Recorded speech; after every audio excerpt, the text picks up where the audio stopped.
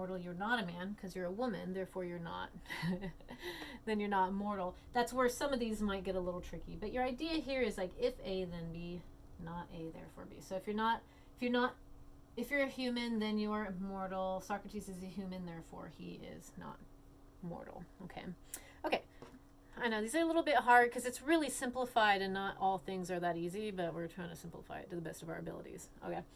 So the chain argument here is a little bit different. So if A, then B, all right, B, then C, okay, oops, sorry, A, therefore, oops, C. All right, so if A, then B, B, then C. So I'm going to give you a better example because I feel like the one doing the Socrates kind of throws it off a little bit. So I wonder if they have it in here. What page am I looking at? You should have some examples.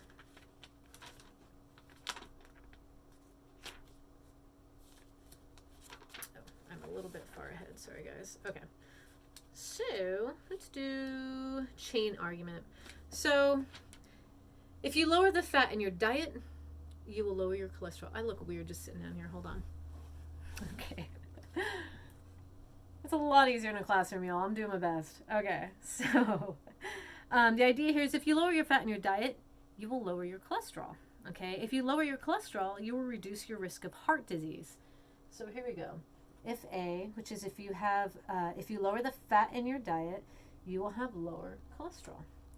If you have lower cholesterol, remember B and B, if you have lower cholesterol, you will reduce your risk of heart disease. That's C. C is heart disease. So A, which is if you lower your fat in your diet, therefore you will reduce your chances of heart disease. Ta-da! See that? Okay. It's reversed on my camera. I hope it's not reversed for you guys. I'm not re-recording this. Look for it on the PowerPoint. Let's be honest. Okay. So distinctive syllogism. Again, this is just in case for some reason your PowerPoint's not working. We'll do something a little bit more fun. I'm getting up instead of sitting there for an hour. Okay. All right. So disjunctive is going to be a little bit different. We use the word either here. So either A or B. Okay, either A or B. Where am I at? It's not B.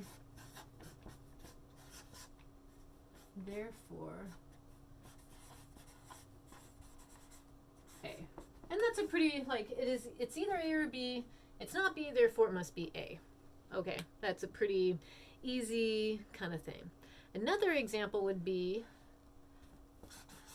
not, oops, I can't delete that, I'm sorry. So not A, period, therefore B. Okay? So again, it's either A or B. If it's not B, it's A. If it's not A, then it's B. Cool. Again, in our book, we've got some on 94. Is it 94? Is that what I'm looking for? I'm sorry. 92, my bad. 92 and 93 is going to give you all of these. And then argument by elimination is either A or B or either A, B, or C, not B or C, therefore A. So argument by, think about that, elimination. So again, we have another either A, B, or C. It's not B. It's not C. Therefore, it is A. Okay, and that could, again, if it's A, B, or C, and say it's not B and it's not A, then it would be C. Okay, right? So process of elimination, y'all. POE. Use that when you take those exams for colleges, right? All right. So again, these are our different types. Where am I at right now? Different types of syllogisms. Cool. My handwriting is terrible there. Sorry about that. All right. That's my favorite thing to do, actually. I really enjoy that. So, again, examples are on 91 to 93 if you need to take a look at that. Oh, that's the next one. I got another one. Okay. All right. So, do we go through syllogisms in our day-to-day lives? Do we say, if this, then that, this, therefore that? Absolutely. Do you realize you're doing it? No, you probably have never heard the word syllogism before until I just showed you what it is. How do I know? Because until I heard about it, I didn't know what it was, right? Until I was actually quote unquote taught what a syllogism is, I didn't understand. So you're not alone in that. Okay, so do we ever say, let's be logical about this? Sometimes. It depends on the argument. There are times where I will argue with someone. I'm like, you know what, can we just be logical? Let's just break this down to what it really is. Not very many people like that. I will just tell you right now. Right? So let's ask ourselves, do we actually utilize this in everyday lives? Absolutely, all the time. Do we know that we're using modus ponens? Nope, probably not. We probably have no idea. Chain argument, didn't know I was doing it this whole time. Right? Disjunctive syllogism? Constantly, my friends. Okay. So I think it's just one of those, we now have it broken down as an understanding of what is it that we're doing. And these are syllogisms that we use to create logical arguments. Okay. We want to be logical to the best of our abilities. That being the case, we are now going to move on to entomemes. So entomemes are not good. They're not good. They're manipulative. Maybe they're good for some people, but in the end, they're ultimately just another fallacious way of arguing, which is to say it's a manipulation. Okay, so entomemes use assumptions. It's a syllogism. Remember, it's a syllogism. It's like this has a very similar argument with a key part or parts. Like that key part. So let me show you. All right. So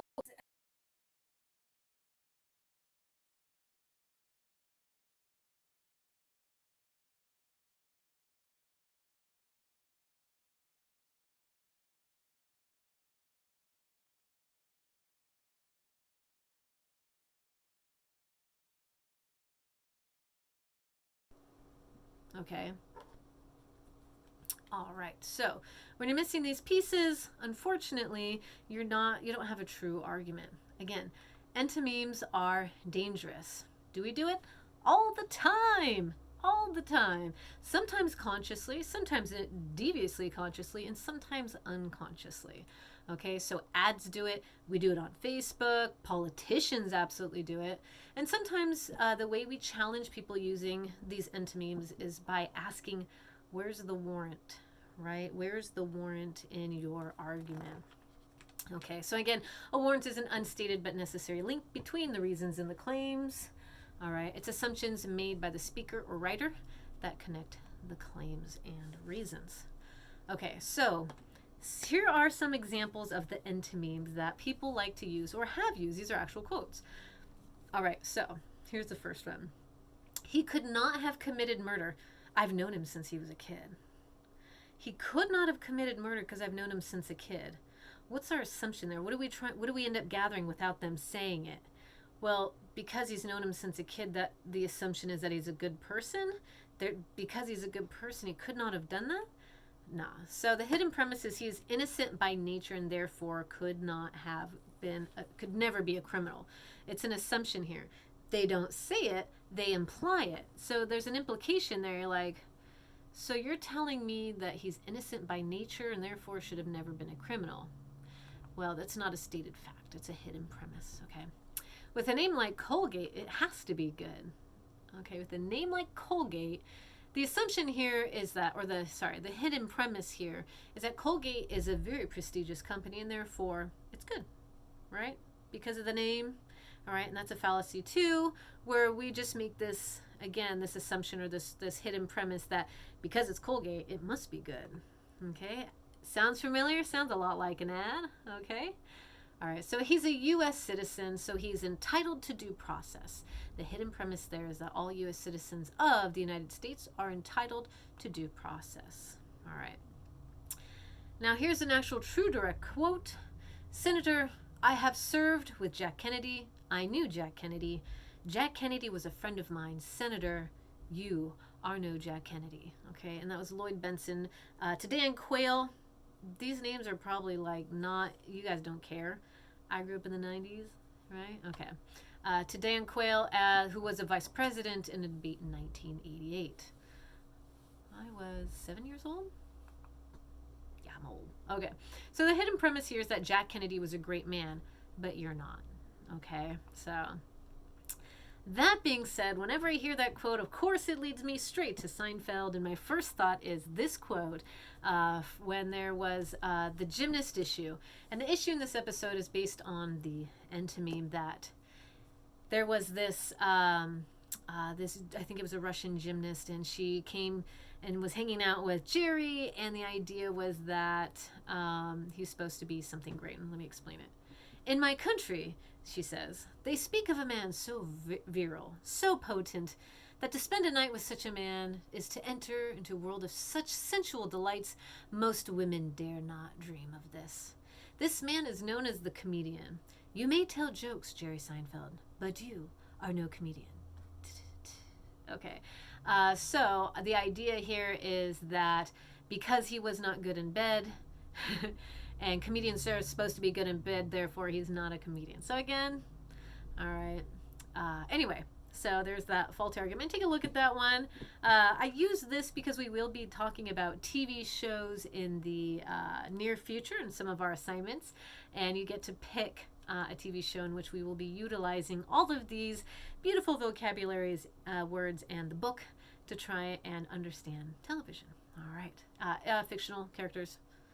All right, fictional characters. And I know you're going to be like, oh, reality show's fake. I can use, Jersey Shore. Oh, hell no. We don't need no Snooki in here. Okay. All right, so entomeme practice. So an entomeme practice is on 93 and 94. Ta-ta. Let's see if we can get there. So, where is that? Oh, gotcha. Okay, so it's at the very end of 93. Oh, I wrote that on the PowerPoint. Good job, Kylie. Great reading skills. Okay. All right, so you want to take a look at, on the bottom of 93 and then to 94, it gives you different entomemes as examples. So for one, you could say, you shouldn't take that class. The teacher gives too much homework. The assumption is too much homework makes the teacher bad, right? The preceding statement is the entomeme. So the claim is that you should not take that class. The reason is the teacher gives too much homework. And the hidden the warrant, the reality assumption is that if there's too much homework given, the class shouldn't be taken. It's practice. You gotta do the homework. I'm not saying I like homework. I'm not saying I like grading homework, but it's necessary, right? Okay, so written as a conditional syllogism. Remember conditional syllogisms. The reasoning would be revealed as this. So if a teacher gives too much homework, let's see here. It gives too much homework. A class should not be taken. Okay, the teacher gives too much homework. A, therefore B, which is you should not take the class. Again, so if a teacher gives too much homework, if A, which is too much homework, a class should not be taken. B, so A, then B. She gives homework, don't take her class. All right. I say she, but I don't know. It could be anybody. Alrighty, so that being the case, there's kind of a few other ones that I think would be awesome for you to take a look at. Really kind of get in the practice of it, especially since we've got this here. It's just, it's one of those things that I kind of wish and some of my teachers had given me this book. I really love this book because it really breaks down how these things work and how we make arguments and how can we break them down. And if you're like me, sometimes the math, I like the math in English. I like the math in language because it puts it together in concepts that I can understand. So I'll give you another quick example. Again, it's in the book. You read with me. Let's say that you and a friend are planning on driving to the movie and you say, we're almost out of gas. We need to stop on the way to the movie. The entomeme could be dissected as follows. So the claim is that we need to stop for gas on the way to the movie. That's the claim. That's the statement.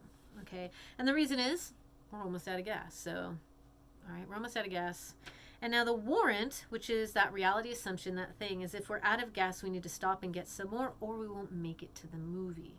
All right, that reality assumption is we gotta get gas or we're not gonna make it to the movies. And you bet your butt I'm gonna watch that movie. By the way, Wonder Woman 84, I was super stoked on. I got the HBO Max for it for just like a day. I don't know, man. Glad I didn't go to the theater. But I still love Wonder Woman, so.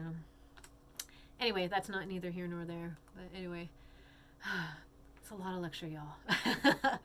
Okay, so last but not least, I really want to show you.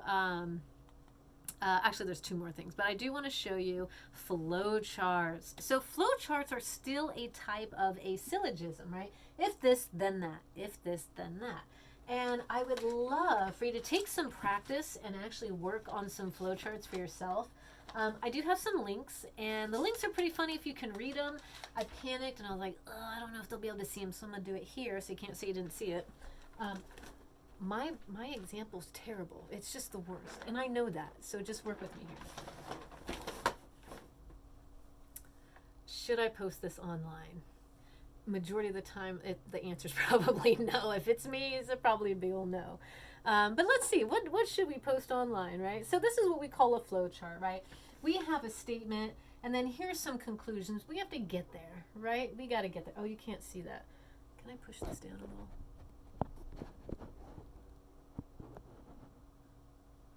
Work with me on this one. Okay.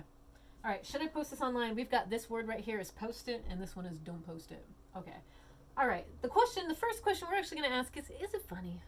Because if it's funny, I honestly just want to be like, post it. But it doesn't work that way because you got to ask, okay, is it funny? You got a yes and you got a no. This is our flow chart. It's going to tell us where we need to go next, all right? Is it funny? You got to ask, like, is it actually funny? Is it really funny? Or is it like just something you think is funny? And I go, absolutely, darling Zach, go straight to post it, okay? So it's sort of funny. I don't know, not really. Don't post it. Don't waste my feed. Don't waste my feed with your non-funny posts, all right? All right, so is it funny? Say you're like, well, no, but you're like, okay, it's not funny, but I got to ask you, is there a puppy in there? Is there a puppy in this post? And if you say yes, darlings, straight to post. I forgot to put that little line. Just post it. It's got a puppy in it. Do it. Unless it's something violent. I should have put something. Is it violent? Then no. No. Okay. All right. Is there a puppy? And you say no. And I'm like, well, is it political? And you're like, yeah, it is. And I ask, has it been researched? And is it researched? And is it unbiased? And you're like, yes. All right. You can post it. That's cool. I'm all right with that. And then I have to ask, is it political? You say no. Then I'm going to say, got to go down this way. I ask, will I cry? Is this going to be moving? And you say yes. I'm like, go ahead, post it. I'm all right for a good cry. You say no, and I'm like, what, don't post it. I don't want to read that. All right? I don't care. All right, so this is a terrible example, but you kind of get the general idea of how a flow chart would work. And this is how we do, different types of syllogism. This is how we make decisions on things, okay? Alrighty. So anyway, you do get an opportunity to create some flow charts. If you'd like, let me know. Maybe I'll give you some extra credit on that, and I'll share it with the class because I think that'd be pretty cool. Last semester or the semester before, awesome stuff I got from students. Super cool. Like, y'all are so creative. And maybe because I'm so busy on the teacher side, I don't get to do the cool, like, creative student stuff. So blow me away. Love it. I'm down for it.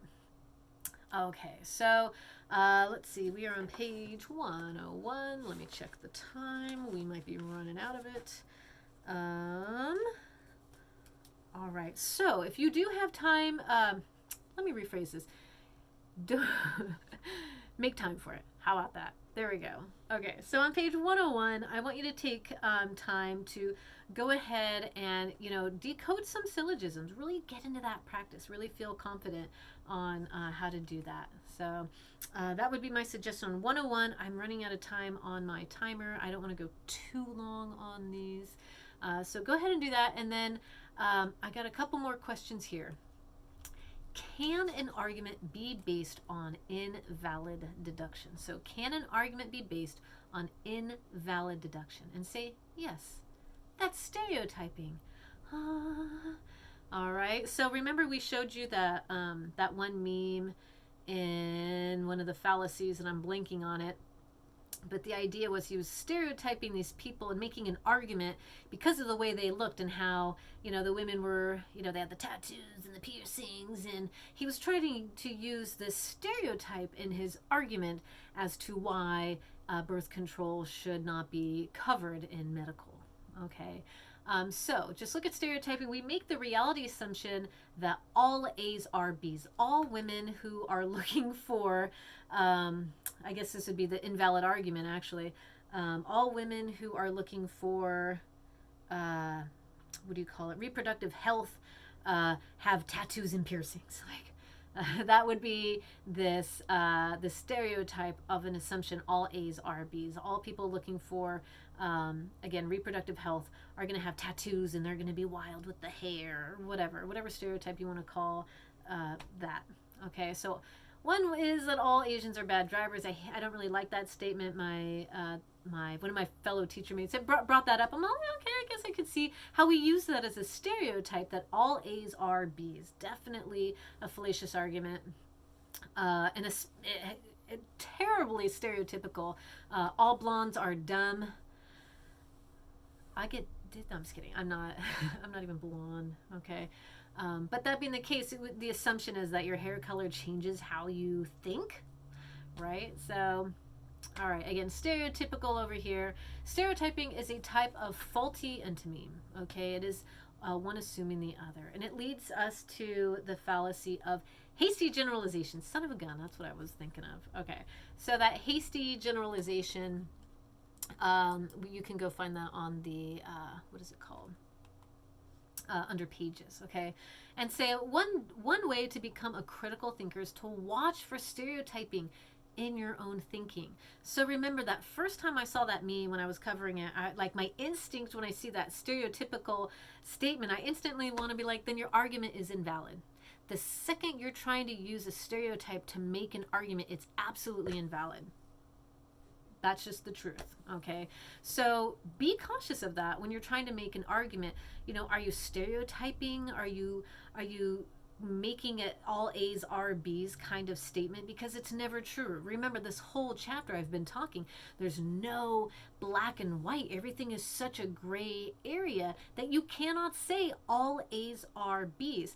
Maybe I have a friend who happens to be Asian and happens to be a bad driver. That is not an argument make. Well, my friend, Jeff or whatever, he's a terrible driver and he's Asian, so that's true. It's like, nope. My friend Jessica, she's blonde and, ditzy's a doorknob.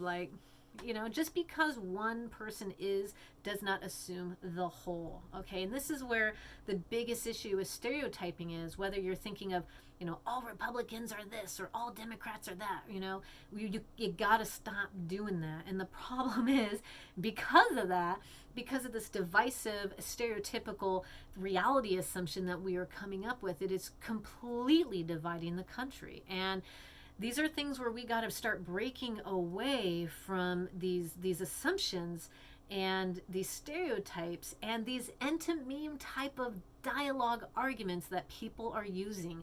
And I see it all the time, and I'm just like, I want to scream, because these are not truths, okay? Stereotypes are not true. Not true. While there might be the case that one person is similar to said stereotypes, though, based on certain things, they are not considered true. So, all right. Anyway, so biggest thing we want to think about here is, how are we arguing